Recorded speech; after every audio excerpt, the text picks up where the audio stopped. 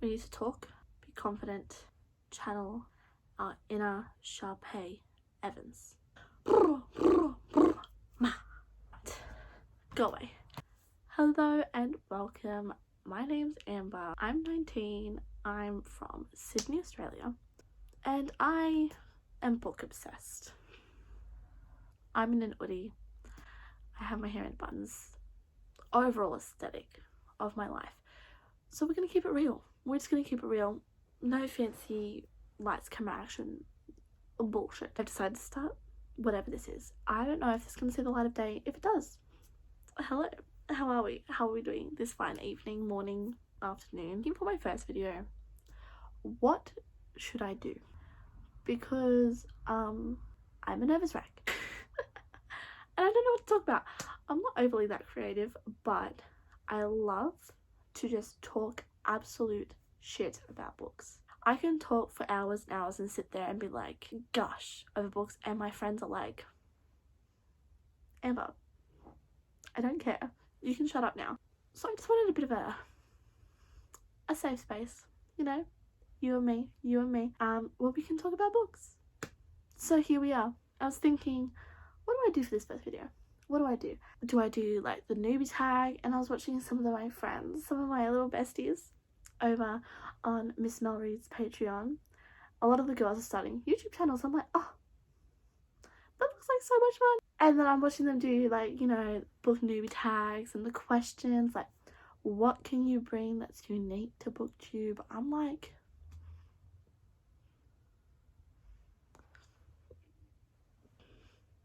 I don't know yet. I only just got here.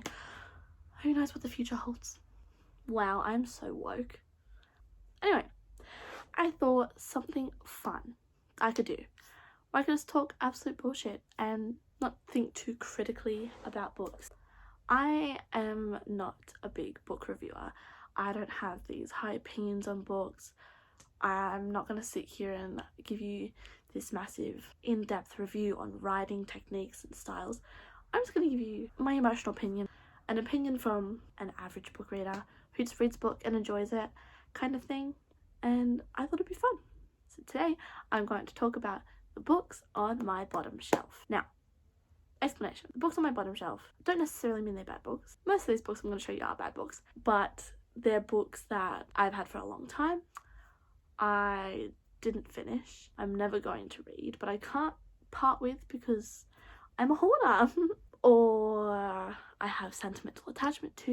And we're going to talk about it because I thought, what an easy way to just rant, let you guys get to know me, you know, get a vibe.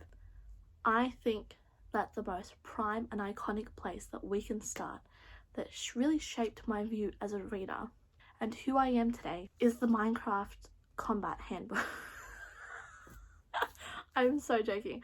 But yeah, this is on my bottom shelf. So I have this. Am I going to get rid of it? No. That is all. That's all I have to say about that. Okay. Moving on. These next two books, all of you know, I'm sure, is Hunger Games by Susan Collins. Now, you'll notice that this is a trilogy, but I only have two of the books. I have only read the second book. When the first movie came out, I adored Hunger Games. I adored the Hunger Games. So I went out and I bought Hunger Games Catching Fire. Had I read the first book? No. Was I going to buy the first book? No. I already watched the movie. I knew what I needed to know. So I bought Catching Fire. I think I would have been 11? 11. When did this come out? Hold on a minute.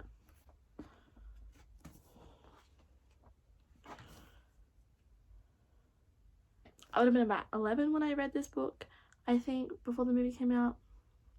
And I adored the book. I loved the book so much. I bought the third book. I never read it. But the second book I absolutely loved. I read so quickly and I watched the movie and the movie was good. Like, I loved the movie. 10 out of 10, but not 10 out of 10.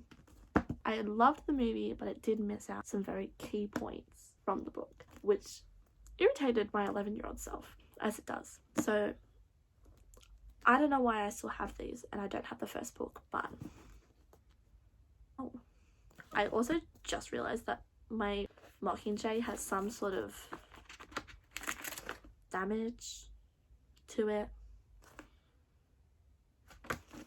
Another book that I actually not recently bought, but I bought on the more recent end of the scale to a lot of these books, is To All the Boys I've Loved Before by Jenny Han. I'm not sure if I'm pronouncing that right. Obviously, I watched the movie when it first came out on Netflix and I fell in love with Peter Kavinsky and Lara Jean. Look, let me put this down. Let me go on another reel here with you. I am a sucker for any stupid, cheesy romance. Cheesy romance, stupid, predictable. I'm in love with. I'm gonna watch it. Kissing Booth. To All the Boys I Loved Before. There for it. There for all of it. Watched them, every single one, the day that they came out. This book, I haven't read it. I have a thing with books that if I've watched the movie, I can't bring myself to read the book because I already know what's gonna happen. Whereas I can do it the other way around. I can read a book before I watch a movie, but I can't watch a movie after I read a book. No, I said that wrong. I can read a book before I watch a movie, but I can't read a book after I've watched the movie. My dog has also chewed on this book, which is wonderful. I'm sure she loved it. This is also the movie book cover, which I hate movie book covers, but it's still on my shelf regardless. The next one, Girl Online by Zoe Sugg. This book holds a special place in my heart. I remember reading this. I feel like I would have been in year 7, just got into high school, really at the point in my life where I was really into reading Wattpad books. Alright, yes, Wattpad books. You know, bad boy at the school, like blah blah blah blah, shy girl, Wattpad books. And I remember being obsessed with Zoe Sugg, and she put out this book and I freaked out. I went and I bought it and I read it within like 2 days and I was obsessed. If I read it now, would I like it as much as I liked it back in the day? No. Can I tell you what this is about? No, I can't. I have no idea what it's about. I know it's about someone, Penny, who has a secret blog that no one knows about, and that's all I remember. I remember falling in love with this book, with the characters and the story. Did I read the second one? No, I fell out of reading before I got to the second one. Girl Online by Zoe Sugg. Emotional attachment. I can't get rid of it.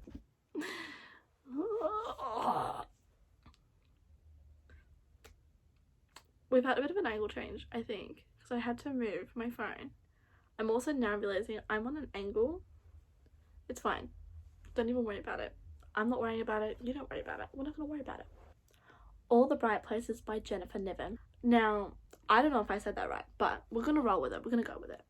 I don't know how to accurately give a synopsis for this book because it's been a very long time since I read it. They did come out with a Netflix adaptation, which isn't a bad movie as a standalone thing, but if you've read the book, you know that it didn't do it justice.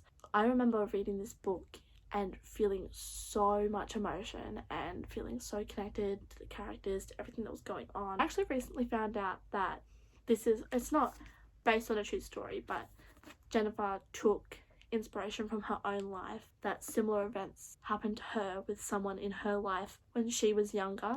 And honestly, it just makes the story hit so much harder. If you've read the book, you know what I mean. I will never part with this book, even though it's old and she's loved, but she will be on my shelf forever. Looking for Alaska. I got like 100 pages into this and I just wasn't interested. Didn't really care for anyone in this book. I know a lot of people really loved this book and it's a cult favourite back in the day, but you know, I just didn't really care for it. This isn't actually my book. A friend lent it to me a few years ago and we're not friends anymore, so I never gave it back. But she has my PlayStation, so I think it's a fair trade. Like, I got a book, she got a PlayStation. It's fine. Another set of books that I haven't read, and I don't plan on ever reading, but I can't seem to get rid of, is the Twilight series. I don't currently have it in my hands because actually what's holding up my phone right now shows how much respect I have for the series. I just don't really care for it. The movies are cringy AF. I loved it when I first watched them as a young teenager, 13, 14. I adored the series. So I got all the books. and I never read them. So I have the whole series and I just can't bring myself to get rid of them. So there's that. So these next books that I have is a series, and it's a series of 4 books. And I really don't hear people talking about this series, but I know it was a bigger thing over here in Australia when I was a young teenager, 13, 14. And that is the Hush Hush series. Becca Fitzpatrick. So this is a 4-book series. It starts with Hush Hush. And I loved these books. I originally bought these, I want to say back when I was 15, and I read the first 2 books and I really loved them, but then I fell out of reading again and I just never finished them. I was cleaning out my cupboard and I found them and I was like, oh my god, I never finished those. I decided to pick them up again. This was December of 2020. I read them and I read them all in a week and I absolutely loved them. So in this book we follow Nora, who is a normal high school girl who crosses paths with a boy named Patch and gets dragged into this world of Nephilim and angels and fallen angels, and it's just a whole mess. There's obviously, she falls in love with someone she shouldn't fall in love with, and it's a whole journey. Is this book a literary masterpiece? No. And if I read it now, would I think the same thing that I think of it now? No, because I've read good books. But these books will forever hold a place in my heart for the thing that got me back into reading at the end of 2020 during the pandemic. And yes, my dog Ellie rated this book 5 stars.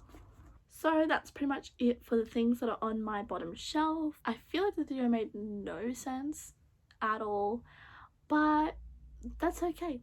We're here, we're chilling, we're vibing, and I hope you had a good time. I had so much fun, you know, filming this.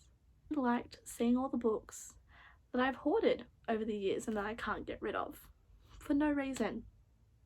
They're just taking up space, but that's okay. That's okay. Thank you so much for watching, and I'll see you guys next time.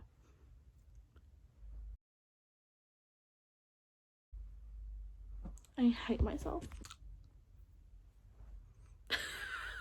That was not as slick as it was supposed to be. I hate that. What was that? What the fuck am I doing? And things like that. I jumped on this bandwagon. I jumped on this bandwagon. Guys, where do you find publication dates? That's the real question. I need mental help. Yeah. Mental help. Anyway, I can't talk while I'm scratching my fucking nose. Girl.